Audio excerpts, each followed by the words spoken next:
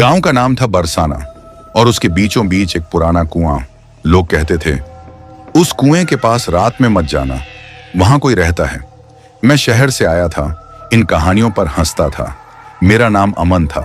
मुझे गांव में अपने दादाजी का पुराना घर बेचने आना पड़ा था, वही घर जो उस कुएं से सिर्फ 50 कदम दूर था। पहली ही रात अजीब थी। रात के करीब 12:17, जब पूरा गांव सो चुका था, मुझे कुएं की दिशा से पानी गिरने की आवाज आई। छप छप छप। मैंने सोचा कोई जानवर होगा, लेकिन आवाज लगातार एक ही लय में आ रही थी, जैसे कोई जानबूझकर पत्थर फेंक रहा हो। मैं खिड़की के पास गया, कुएं की तरफ देखा।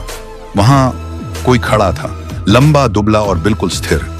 चेहरा दिखाई नहीं दे रहा था, लेकिन उसकी आंखों से हल्की सी सफेदी चमक रही थी। मैं पीछे हट गया। दिल इतनी तेज धड़क रहा था कि लगा अभी बाहर आ जाएगा। मैंने खुद को समझाया थकान है, भ्रम है, और सो गया। अगली सुबह मैंने गांव के एक बूढ़े आदमी से पूछा। उसका चेहरा सफेद पड़ गया। तुमने कुआं देखा? उसने फुसफुसा कर पूछा। मैंने हाँ में सिर हिलाया।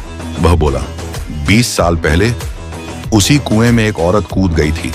उसका बच्चा चोरी हो गया था। 3 दिन तक उसकी लाश नहीं मिली और चौथे दिन कुआं सूख गया।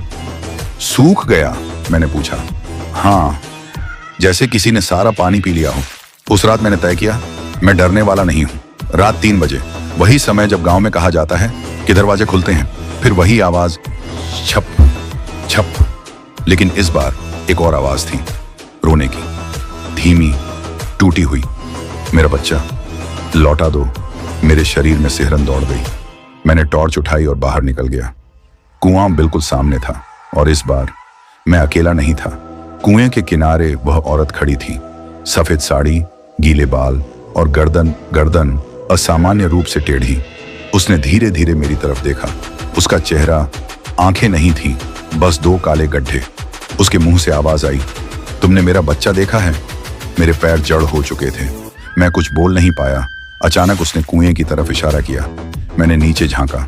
कुएं के अंदर सैकड़ों चेहरे थे, बच्चों के, औरतों के, कुछ ऐसे भी जिनके चेहरे मेरे जैसे थे। और तभी मुझे एहसास हुआ वे सब मुझे देख रहे थे। मैं पीछे हटने लगा, लेकिन जमीन ने जैसे मुझे पकड़ लिया हो। वह औरत पास आई। अब उसकी आवाज बदल चुकी थी, भारी, गूंजती हुई। अब तुम मेरे बच्चे की जगह लोगे? उसने मेरा हाथ पकड़ा। उसका हाथ बर्फ से भी ठंडा था। मैं चीखा, लेकिन आवाज बाहर नहीं निकली। अगली सुबह गांव वाले कुएं के पास इकट्ठा थे। कुआं फिर से भर चुका था, लेकिन उसके पानी का रंग लाल था। दादाजी के घर का दरवाजा खुला था। अंदर सब कुछ वैसा ही था, बस मैं नहीं था। आज भी अगर तुम बरसाना जाओ और रात के 3 बजे उस कुएं के पास रुको, तो शायद तुम्हें भी कोई पूछे, तुमने मेरा बच्चा देखा है? और फिर कुएं के नीचे एक और चेहरा जुड़ जाएगा।